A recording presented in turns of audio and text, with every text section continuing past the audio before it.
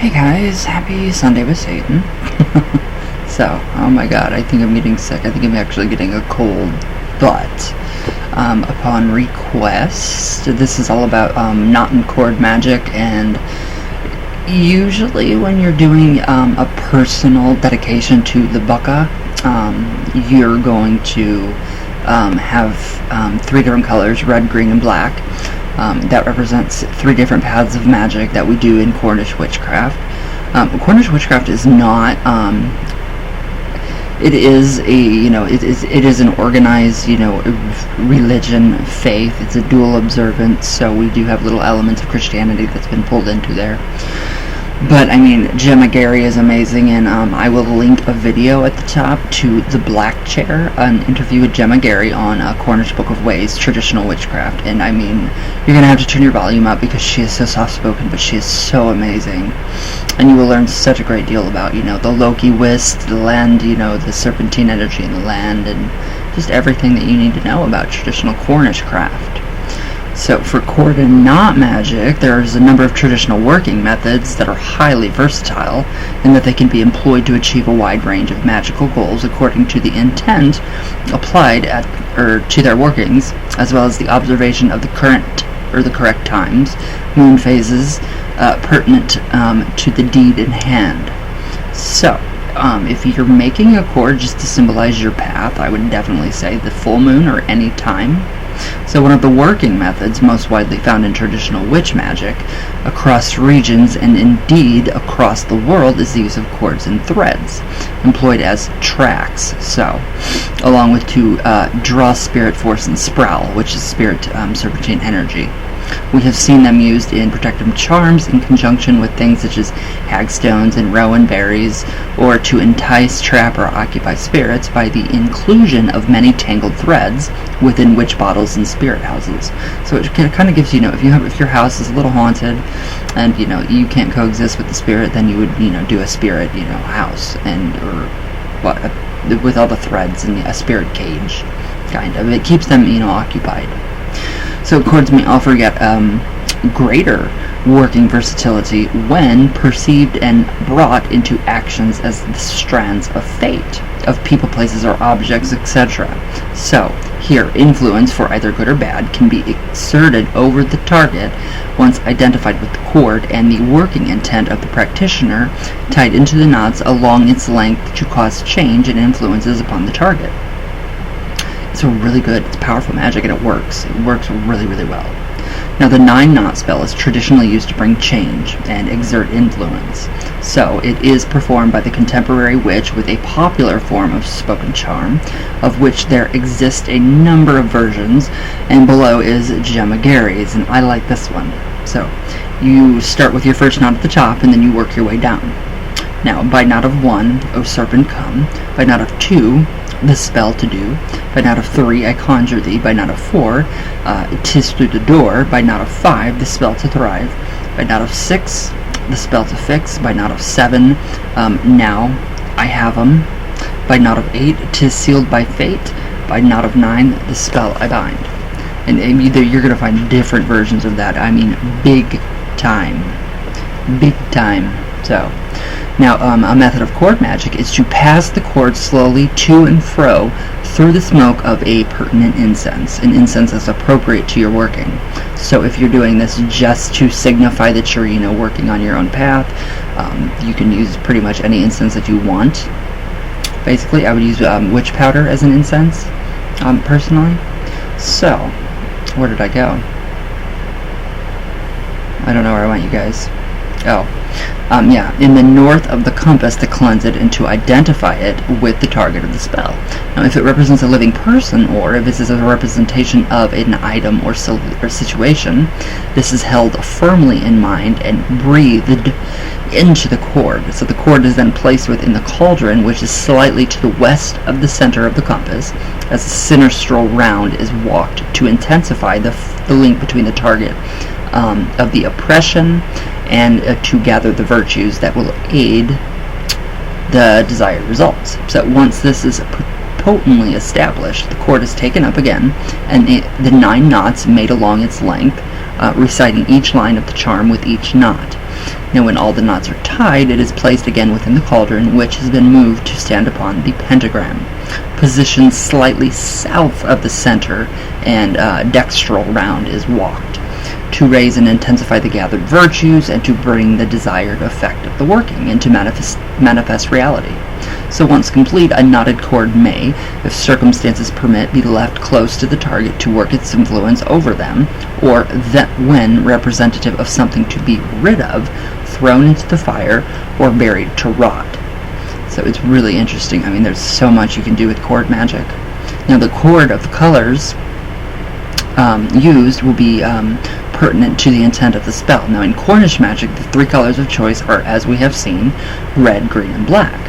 Now, however, a red cord is kept for most operations, and a black one kept for acts of get rid of magic and blasting. So in addition to the above, knotted cords are also employed to draw upon and store certain virtues, which I have done, and I need to, unlock one of them, untie them and let it happen.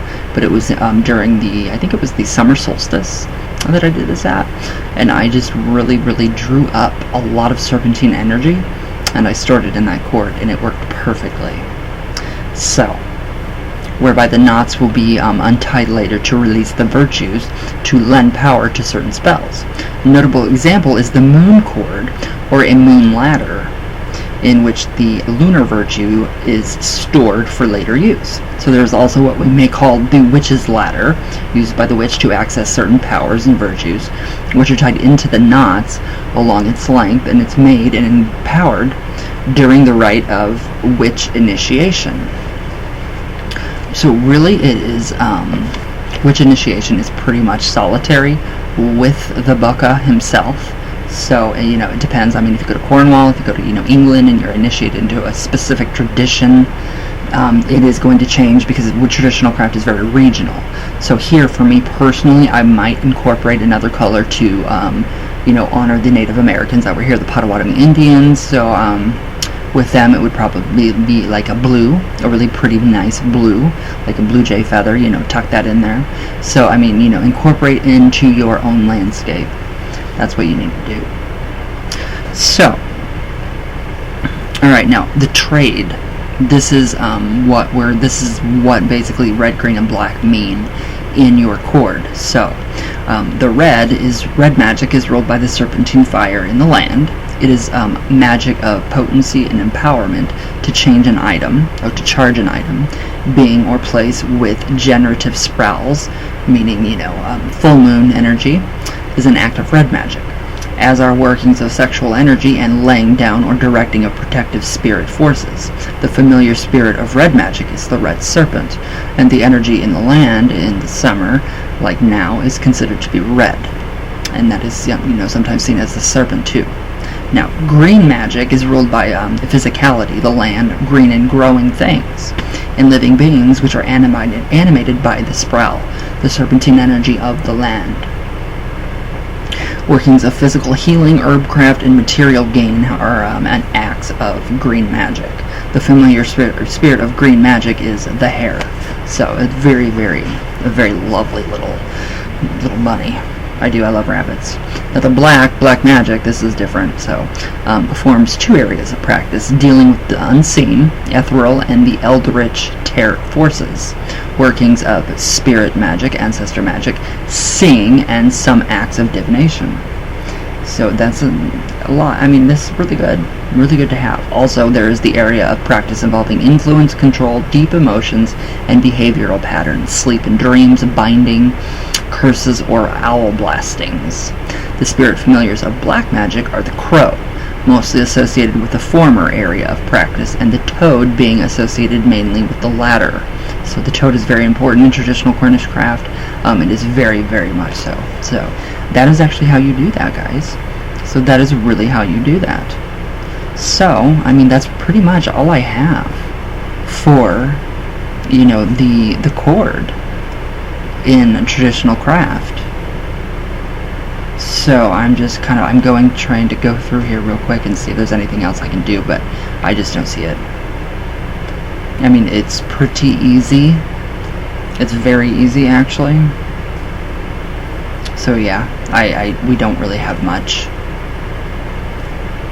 So yeah, there's not much in here about, you know, any more on, you know, cord magic. But I mean, there is a rite to the bucka where you can actually, you know, dedicate yourself to the path of, you know, traditional craft, and that will actually kind of help to, you know, it just kind of helps in it, you know, in covens it shows ranks, or covines. So yeah, I mean, in covens it shows ranks, and you know, and it's kind of as a symbolic umbilical cord to what paths of magic that we follow, what paths of magic that we practice, you know, all of it, everything that we do within our practices. So it's really actually really good. And I do have a cord in my pocket that I carry all the time, if I can get it. It did have, as you can see, it did have a quartz crystal in it, because that was the serpentine energy, and quartz crystals are representative of the serpentine energies in the sprout in the land, the red magic. So that would be, here's the first knot. Well, there's the end. You have to secure your ends, really. So there would be the first knot. There would be my second knot. Going down, my third knot. My fourth knot. My fifth knot. Sixth. Seventh. Eighth. And then my ninth knot. But they should actually sometimes be together. So this is what I always keep, because this is special to me, because this is from the summer solstice from like a couple years ago, 3, 4, 5. So yeah, I do also have another cord that, you know, within the the Covenant of Hecate, that is another cord that I have that just symbolizes, you know, my induction, my initiation into that coven, and my link with her.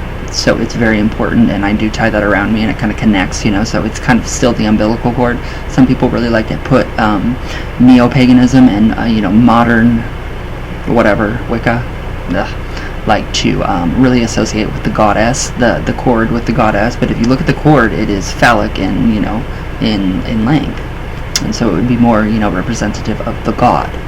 So traditional craft, Cornish craft, is not, you know, focused on the goddess. It is focused on the god, and then we get through the god through the goddess. We get through to the goddess through the god, through God. So that is just, I mean, so much you can do. So much you can do with cord magic.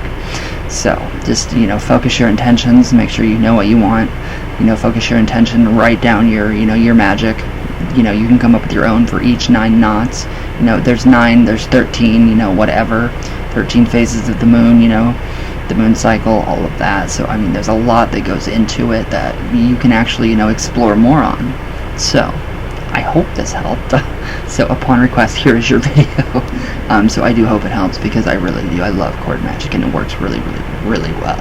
So, I take hagstones too, like for family members like me and my family.